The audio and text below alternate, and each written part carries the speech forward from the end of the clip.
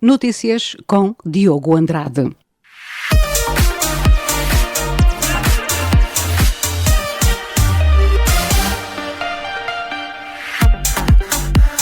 Mercearia na Ribeira Quente foi destruída pelo mar.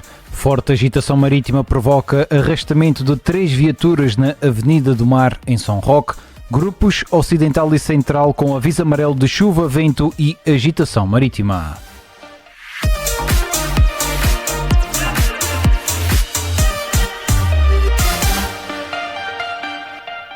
E depois dos títulos vamos ao seu desenvolvimento. Uma mercearia e bar na Ribeira Quente, no concelho da Povoação, foi destruída na madrugada de segunda-feira pela força do mar que galgou a terra.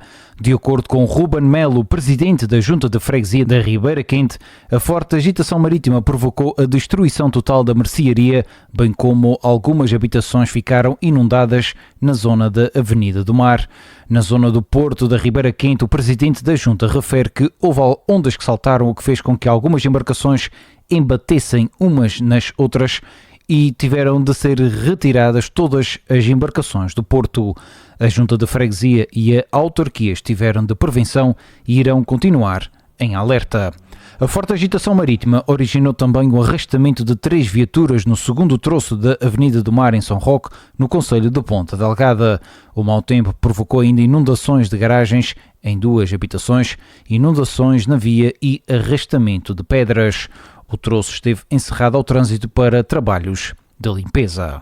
O Instituto Português do Mar e da Atmosfera colocou as ilhas dos grupos Ocidental e Central sob aviso amarelo para esta terça-feira devido às previsões de vento, precipitação por vezes forte e agitação marítima. Em comunicado, o IPMA aponta que o agravamento do estado do tempo deverá começar por afetar as ilhas Flores e Corvo, que vão estar sob aviso amarelo a partir das 5 horas da madrugada e até às 23 horas desta terça-feira, por causa das previsões de vento de direção de sul rodando para noroeste.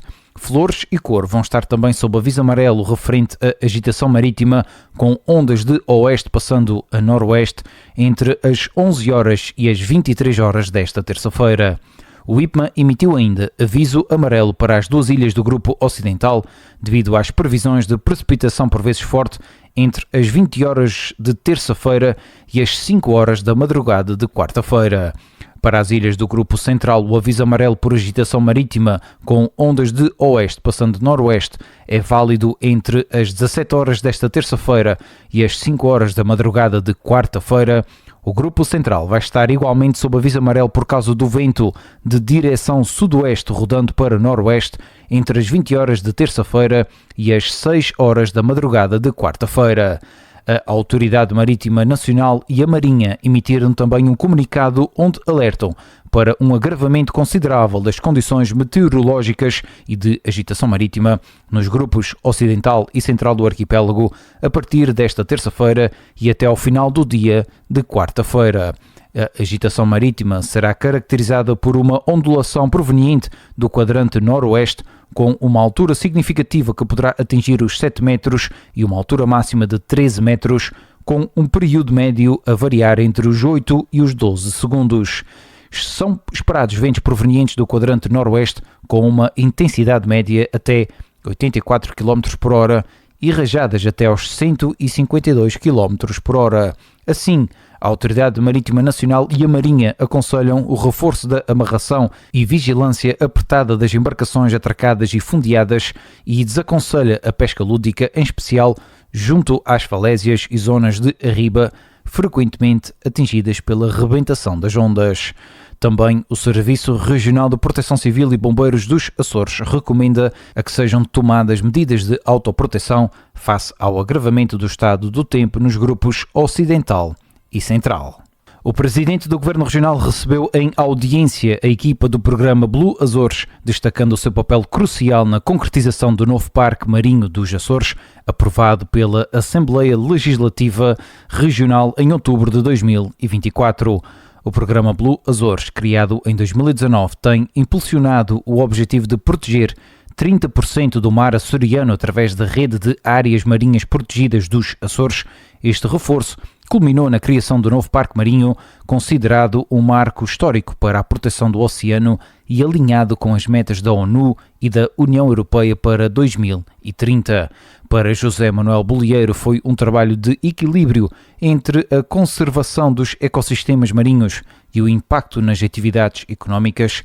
A nota do Governo realça ainda que com esta iniciativa os Açores reforçam o seu compromisso com a sustentabilidade e afirmam-se como um exemplo global na proteção do património marinho. A Presidente da Câmara Municipal da Lagoa vai assumir o seu lugar como deputada do Partido Socialista no Parlamento açoriano, passando o testemunho a Frederico Sousa. Numa carta dirigida aos municípios da Lagoa, Cristina Calisto anuncia que chegou o momento de cessar as funções como Presidente da Câmara, que desempenhou durante 10 anos, para assumir as funções de deputada pelo PS na Assembleia Regional, para as quais foi eleita em fevereiro passado. Na mesma missiva, sublinha que em janeiro assinala 25 anos ao serviço do seu município e que, como presidente da autarquia nos últimos 10, deu o seu melhor, olhando hoje com orgulho e sentido de dever cumprido para o trabalho realizado. Na mesma carta, anuncia que Frederico Sousa assume a presidência da Câmara Municipal da Lagoa, a quem reconhece idoneidade, dinamismo e capacidade de liderança. A vice-presidente do grupo parlamentar do PSD Açores destacou os investimentos diretos previstos pelo Governo Regional no montante de 78 milhões de euros para o setor agrícola em 2025. A deputada falava no final de uma reunião com a direção da Associação Agrícola de São Miguel, em Santana. Bem, a agricultura é um setor fundamental para a economia dos Açores e, de facto, enfrenta alguns desafios que resultam depois no aumento dos encargos e nos custos de produção. E aquilo que constatamos é que este Governo Regional marca presença e tem um apoio muito robusto no setor agrícola. E tudo aquilo que define é feito em estreita articulação com os parceiros, no fundo com quem representa o setor, que tem uma relação excelente e conseguem definir aquelas que são as prioridades, definir políticas públicas de incentivo e de reequilíbrio do setor. Há algumas medidas ou reivindicações que foram feitas e que foram realmente atendidas. Nós estamos a falar aqui numa das principais reivindicações dos agricultores cá de São Miguel, prendia-se com os investimentos nos caminhos agrícolas e por isso mesmo vimos inscrito no plano de investimentos uma ação concreta no valor de 2 milhões de euros para intervenção nos caminhos agrícolas na Ilha de São Miguel. Para além disso, há investimentos também ao nível do abastecimento de água, outros que também já foram concluídos. Relembro aqui o Laboratório de Classificação do Leite, que recentemente foi inaugurado, e depois há um conjunto de medidas que também vão ter a sua continuidade ao longo do próximo ano. Falamos no fim dos rateios, falamos também no apoio em 80% às sementeiras de milho. Délia Melo frisou ainda a questão que tem a ver com o apoio aos jovens agricultores. Também uma questão muito pertinente e muito importante tem a ver com o apoio aos jovens agricultores para o pagamento também da segurança social e mesmo para os agricultores poderem fazer face ao aumento das taxas de juros. Há aqui também o apoio, por exemplo, para as explorações agropecuárias na transição verde, digital e tecnológica ao abrigo do PRR. Portanto, há aqui um enorme leque de medidas. Relembro também, por exemplo, a questão do gasóleo agrícola, portanto o fim do teto para o gasóleo agrícola, que também é uma medida muito importante para os agricultores. Segundo a deputada do PSD, o objetivo do governo de coligação passa por alavancar o setor da agricultura, criando confiança nos agricultores e ajudando-os a conseguirem melhorar os seus rendimentos. A informação fica por aqui. Tenha a continuação de um ótimo dia.